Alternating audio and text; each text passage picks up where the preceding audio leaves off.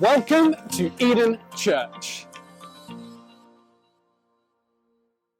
We sent our car into the garage to get a few bits checked out we've been meaning to look at for a while, nothing urgent, a few bits that maybe they could help us out with.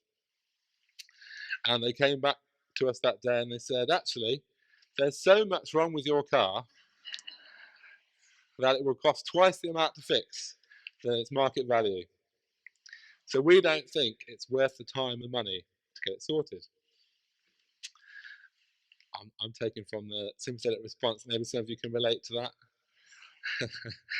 that. Have you ever felt like that when not necessarily with a car, but you've done something or you've made a decision, and then that second afterwards, you go, oh no, and maybe this is more my generation, but you've had that feeling of, quick, Control Z. Oh no, it's real life. I can't. I'm stuck. I can't undo.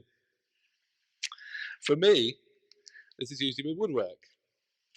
So, like the saying, I measure twice, I cut once in the wrong place. So that whole plank that I had lined up is of no use to me now. So perhaps you can relate to my car or my wood scrap pile. We know Jesus can clear up our mess. We talk about that a lot. But surely he knows it's not worth the effort to use us as well. We should just stay on the sidelines. It'd be more efficient to use someone else. So maybe someone younger. That's not aimed at anyone. Someone smarter. Someone who hasn't made as many mistakes as you. Well, I've got some good news today. God doesn't care about efficiency. I'm saying that as an engineer. He doesn't care even a tiny bit. He cares about you. And he has a purpose for you. And that purpose is part of his plan. So let me show you. So these are some verses from the book of Ephesians, towards the end of your Bibles. They say, "For by grace you have been saved through faith. And this is not your own doing. It is the gift of God, not a result of works, so that no one may boast. For we are his workmanship, created in Christ Jesus for good works, which God prepared beforehand that we should walk in them." Now, I'll break that down because there's a lot of good news in those verses. So first off, Jesus does the saving. It's not us. We can't mess that up. We don't need to worry about that. But then, he's so proud of us, he's prepared to sign us off. I like to think of this as putting us front of house. We're not factory seconds at the back if you ask for a discount. We are his workmanship, something he's showing off. And God has then even prepared for us good works, good things for us to work on. Now, I want to say first off, that when I say prepared good works, I don't mean like how I prepare good works for Reuben. I had to be talked out of putting a little toddler slideshow in here. So for those of you that don't know, Rue is my toddler. He's not quite 2 yet. And he's a real help around the house. So he empties the washing machine. He sweeps the floor, as you can see. And he even cooks the dinner. Impressive for someone who still can't put his own socks on. But he can do all those things because I prepare them. And then I sort out the mess afterwards. So once the washing is all over the floor, I hang it up. Before the dinner burns, or Reuben burns himself, I swap him over to an empty saucepan on the side. And I clean the floor before he sweeps it, so that he won't run into any tricky messes. So how can I be confident that God doesn't just treat us like a toddler with his kid gloves on? Are these good works that Ephesians are talking about really adding anything, or are they more for show and to keep us feeling involved, and so that we're involved in God's family life? I can be sure because we're going to look at an example, and to show that it's not a new thing that God does, because obviously that was a verse from the New Testament, we're going to look at an old example. So if you want to follow along, it's right at the beginning of your Bible. It's not the first book, but the second book the book of Exodus, and we're going to look at the example of a guy named Moses, who you might have heard of before. But just in case you haven't, I'm going to introduce him to you up until this point. And I'll also get my little section ready. So Moses. The name Moses was given to Moses because he was taken out of the river. He's the baby in the basket. So he was literally, right from the word go, saved by God from death. Even his name says that. So maybe that's something you can relate to. And then, from nearly dying, he was then brought up as a prince in a position of power and influence. Surely he could do so much to help God and to help God's people. But then, he threw it all away, he killed a man and fled the country. So I should probably change the slide, but I haven't got one. So actually, when we meet Moses in Exodus chapter 3, which is where we'll be looking, his glory days are over, and he spent 40 years looking after sheep. I could obviously the classic thing to do at this point would be to make Caleb references, but I'm not going to do that. So, but if you can relate, Caleb, you can tell me afterwards. So Moses at this point, he probably smelt a bit like a sheep. He's got that nice leathery skin. That's why I picked this picture from an outside agricultural life. My dad's here as well, so I've got to be careful. He's a farmer. And he probably spends more time talking to animals than to people. It wouldn't be pushing it to say that Moses' social skills are a little bit rusty. So one day, Moses is out with the sheep, and he sees a bush on fire.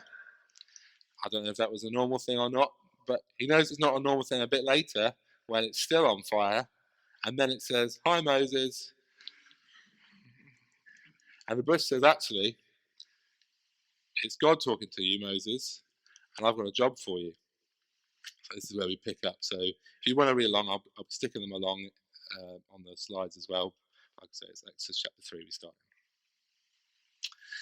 So the bush explains to Moses that the job for Moses is to go back to the place where he fled, and say to the king of that place, "I've come to tell you that my people, God's people, need to go." So let me read it. I've tried to pick summary verses because we cover a couple of chapters, and I've only got 20 minutes. So God, or the bush, says, "Now I am sending you to the king of Egypt so that you can lead my people out of his country." But Moses said to God, "I'm nobody. How can I go to the king and bring the Israelites out of Egypt?" God answered, "I will be with you, and when you bring the people out of Egypt, you will worship me on this mountain. That will be the proof that I have sent you." So Moses' initial response to this miraculous occasion, this calling on his life that he can't deny, is to say, "Who am I? I think you've got the wrong guy here." And God's response is, "It doesn't matter, Moses, who you think you are, because I will be with you. It doesn't matter who you are, I will be with you." And that sounds like a good response, reassuring. He already knows this is God of miracles, you can't deny it at this point. And so Moses comes back and he says, "But when I go to the Israelites and say to them, 'The God of your ancestors sent me to you,' they will ask me, 'What is his name?' What can I tell them?" God said, "I am who I am. This is what you must say to them. The one who is called I am has sent you to me. My people will listen to what you say to them." So Moses comes back the second time. He says, "It's all very well, you'll be with me, God, but I don't know what I'm going to say. I'm not the guy to be doing this job." And God again, in a very similar way, comes back and he says, "It doesn't matter, Moses, that you don't know what you're going to say, because I have prepared what you're going to say." You can see the link to Ephesians. And I can tell you, because I know everything, trust me, they will listen. And God has a bit more to say, so I'm going to skip on to chapter 4 and see what Moses comes back with. And then Moses answered the Lord, "But suppose the Israelites don't believe me and will not listen to what I say. You can make a joke about not listening there. What shall I do if they say that you did not appear to me? So the Lord asked him, what are you holding? A stick, he answered. So Moses comes back a third time and he says, I see what you're saying, God, but trust me, they won't listen. I know you think they'll listen, but they won't listen to me. They won't listen to me. He talks a bit about why they won't listen in a short while. And God's response is, yes, Moses, they will listen when you see what you can do. So I love this. I love this bit of the Bible because often when God does miracles, it's like we ask and he comes through, and it's dependent on God to come through. But instead, what he does here with Moses is he gives him the ultimate party trick. So he says, you see this stick? I don't know how old the stick is, whether he's had it the whole 40 years or whether he cut it that day. But he says, every time you take the stick, Moses, you don't need to say, please God, come through for me this time. Just take the stick, throw it on the ground, it's a snake. And that's pretty cool, but even better, every time you pick up that snake, it's a stick again. Do it as many times as, and I like to think on the way to Egypt he was practicing this. So you can imagine his wife coming around and being like, will you pick that snake up? Every time. Snake! No, I guess you want to practice grabbing the snake. That's probably the tricky bit. But then, stick. And then if that's not enough, if that's not going to be enough to convince people, miracle on demand number 2, okay? Normal, healthy arm. Stick it in. I assume this is in case he dropped his stick. I assume that's the reason he had this one, because it doesn't come up again. Normal, healthy arm. Into your cloak. Leprosy. It's all white. You can't miss it.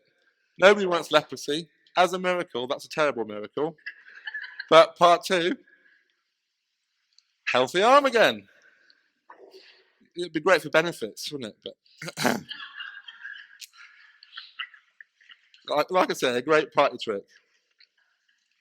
So I think Moses has run out of excuses for reasons that people won't listen because they don't believe God is with him.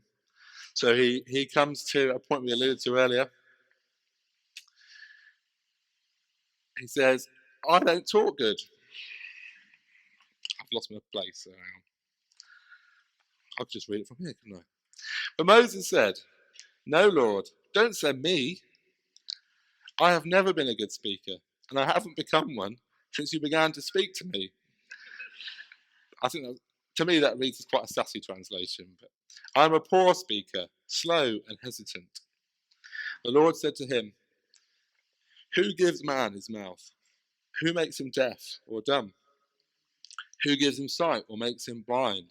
It is I, the Lord. Now go. I will help you to speak, and I will tell you what to say. Now, I always hear that in the Prince of Egypt translation. But what God is saying there, and Moses says, I don't talk good. He says, I know. Who do you think made your mouth?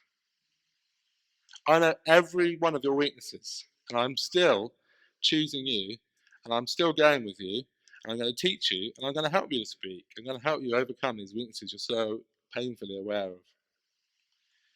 Now, at this point, if you're keeping score, Moses has said no to God 4 times. So you'd think by now he's got a magical stick. He's been reassured God will be with him many, many times, and he's been told that the things he's particularly aware of, God will help him with. So you think by now he's going to go. Moses answered, no, Lord, please, says someone else. At this, the Lord became angry with Moses and said, what about your brother, Aaron, the Levite? I know that he can speak well.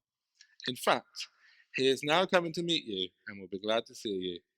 You can imagine at this point the relief as God's still talking to Moses. But God carries on. He says, you can speak to him and tell him what to say, and I will help both of you to speak, and I will tell you both what to do.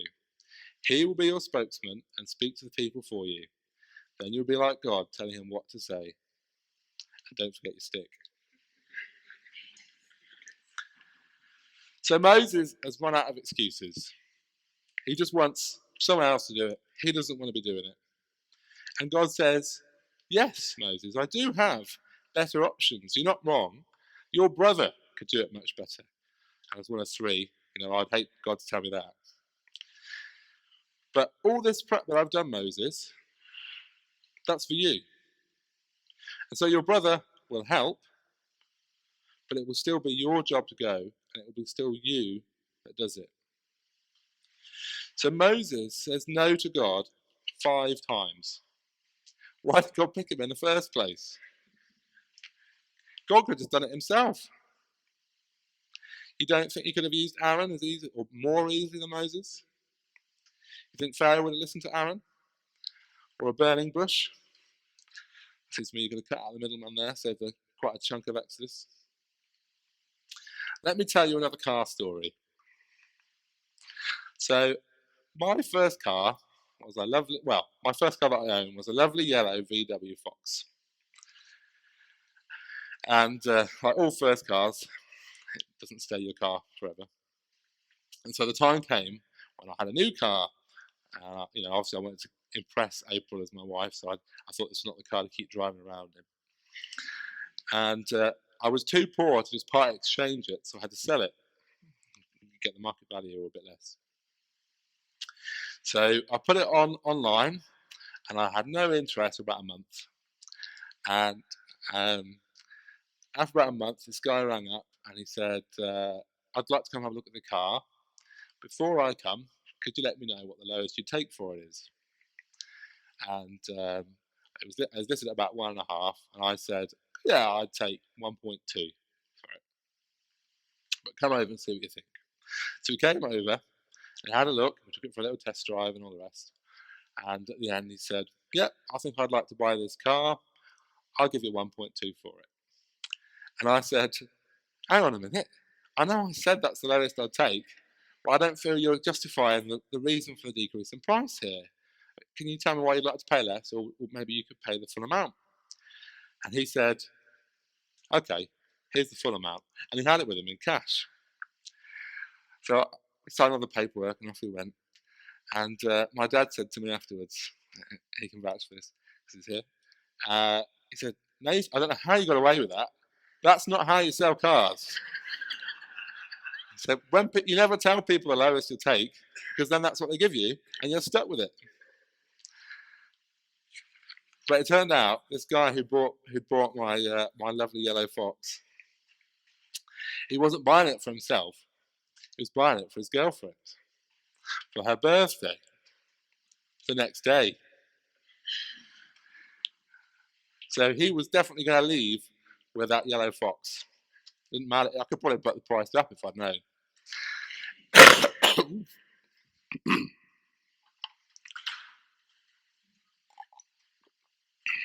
The point I'm making here is that God doesn't pick people like I buy cars with spreadsheets, miles per gallon, current mileage on the car, all the rest of it. I like to pick the best option that I've got. He picks people, he picks you like it's his girlfriend's birthday tomorrow. He picks you because he wants to. He wants you. Nothing you can say to him will convince him that he's made the wrong choice. So when you feel like you're too far gone, or your contribution isn't adding anything, or you're not good enough for God's plan, remember, you are God's plan. And this is for everyone. Moses said no 5 times, and God still used him in amazing ways. And God has done all the rest. Moses just had to show up and say his lines. God provided everything else. He prepared the work for him. But did that mean that Moses wasn't really adding anything? Now, I don't know why God picked Moses specifically, but can you imagine how much shorter the Bible would be if he hadn't gone? Traditionally, this is a good point. Traditionally, I've bookmarked it. The first 5 books of the Bible, we say, were mostly written by Moses. So maybe when God chose Moses, he wasn't looking for someone who was a really good talker. He wanted someone who'd record it afterwards. It doesn't matter if you say everything wrong, like Moses. It doesn't matter if you're a terrible person. Moses was a murderer. God literally does not have a plan B because he doesn't need one. Someone who is literally omnipotent has chosen you and wants to work with you. All he needs from you is your yes. So, let's action this. If God has chosen you, God's chosen us, then we want to get aligned with him and make sure that we're not saying no like Moses.